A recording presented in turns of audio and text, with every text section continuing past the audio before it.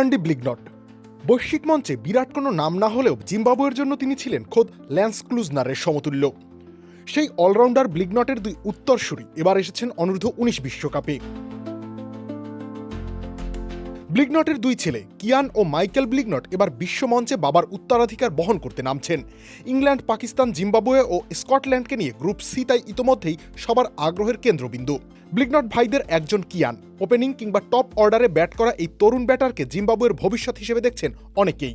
টুর্নামেন্টের আগে খুব একটা ঝলমলে ফর্মে না থাকলেও আন্তর্জাতিক আক্রমণের সামনে নিজের সামর্থ্যের প্রমাণ তিনি দিয়েছেন আগেই।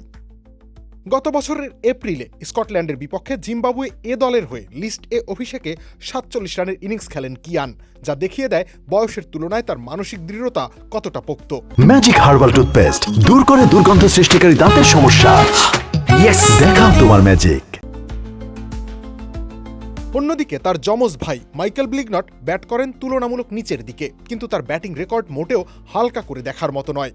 দক্ষিণ আফ্রিকা ও পাকিস্তানের অনূর্ধ্ব-19 দলের বিপক্ষে হাফ সেঞ্চুরি আছে তার নামের পাশে। আয়োজক দেশ হিসেবে জিম্বাবুয়ের বড় ভরসা এই মাইকেলই। বিশেষ করে চাপের মুহূর্তে ইনিংস গুছিয়ে নেওয়ার ক্ষমতা তাকে এগিয়ে রাখছে। তাদের বাবা অ্যান্ডি ব্লিগনট ছিলেন জিম্বাবুয়ে ক্রিকেটের এক অনন্য চরিত্র।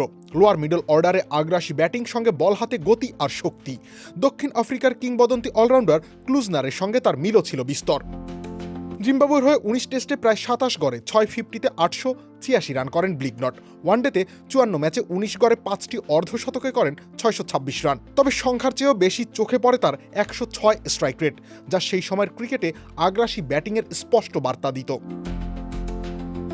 টি-20 আন্তর্জাতিক খেলেছেন মাত্র একটি, সেখানে ছিল মাত্র 8 রান। অথচ ঘরোয়া টি-20-তে 145 স্ট্রাইক রেট থাকার পরেও জাতীয় দলে এই ফরম্যাটে নিজেকে মেলে ধরার সুযোগ খুব বেশি পাননি তিনি। সব মিলিয়ে ব্লিগনট ছিলেন এমন এক ক্রিকেটার যিনি অল্প সময় বড় ছাপ রেখে গেছেন, কিন্তু ক্যারিয়ারটা পূর্ণতা পায়নি। আজ সেই অসমাপ্ত গল্পের পূর্ণতাই হয়তো মিলবে কিয়ান ও মাইকেলের হাত ধরে।